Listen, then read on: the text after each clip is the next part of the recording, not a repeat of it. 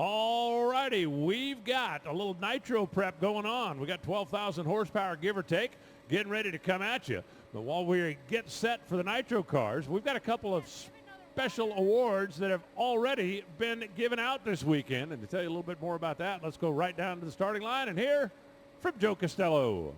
That's right, Alan Reinhart. First out is going to be our Never Rest Performer of the Race. And we are super excited to give this award to Greg Stanfield and Stanfield Racing Engines. Special thanks to Joe Janik and all the sponsors who put this program together. This team is going to roll this car out momentarily, from what I understand, and we're going to get to see this machine, the first Factory X car to make it to an NHRA Camping World Series national event, but it was done with a lot of blood, sweat, and tears. Down in Louisiana, where the shop resides, they had a power outage. Big storm came through. They had no power for 3 days. The folks at Holly and the NHRA and everybody wanted them to come out to the racetrack, so the team worked in no air conditioning and no lights.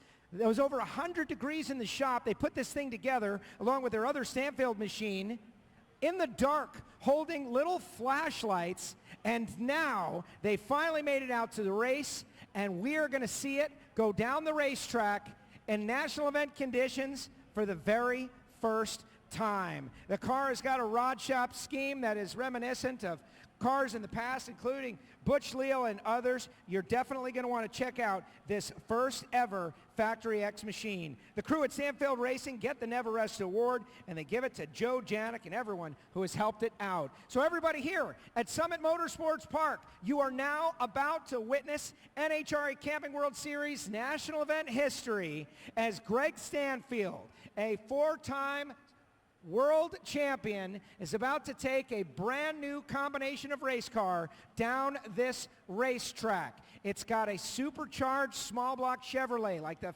FlexJet factory stock showdown machines, with a 5-speed Liberty transmission, a 10.5 tire, and it weighs about 2,600 pounds. All you Chevy fans, this is for you, but we're going to have Dodges and we're going to have Mustangs in Factory X. This is your Never Rest Award winner. This is Greg Stanfield, and it is time. We're going to light up the first ever Factory X run, and you guys are going to love the sound of the sweet supercharger on the starting line.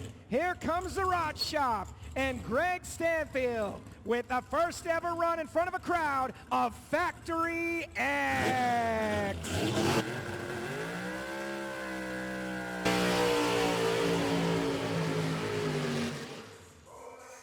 Absolutely love the Factory X program. Born out of the FlexJet Factory Stock Showdown. It kind of works like this. The Factory Stock Showdown cars are stock cars. They are very heavy. They're full steel bodies, full interiors. The chassis in them are only certified to go 7.5 seconds. When the class started, everybody assumed it'll be 10 years before they get there. They apparently underestimated the guys that build horsepower because they got there in a hurry. All of a sudden, it's like, well, let's take this modern technology and really turn it loose. And so Factory X, it is still standard body panels. It is standard wheelbase.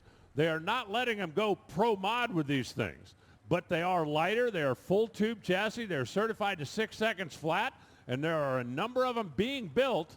But now that the rules package has been solidified, this is the first one to actually hit the track in NHRA competition, or at least at an NHRA event. Jeff Turk put the Blackbird together, had it at the PRI show last year, and then actually crashed it in testing in Bowling Green a while back. That car's being rebuilt, but you fans here at Norwalk get to witness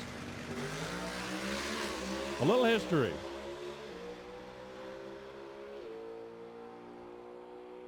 Full pull down the track. Now it is a no time run, sort of.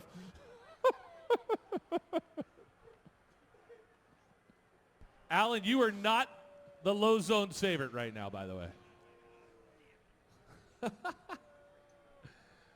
They are not. Why am I not? They are not happy with that not being a time run. Well, you can talk to the powers that be. I'm just saying. I counted, Jason. I'm really good at this. What'd you have? It was less than 8, and it was above 5. You call that counting? I counted. I don't know. It felt like to me, seriously. For you know, for those of you that were 88. watching, for those of you that are watching the big screen or were watching the live feed on NHRA.tv, that was the last motorcycle run that came up. All right, here we've got a couple of contest winners. Here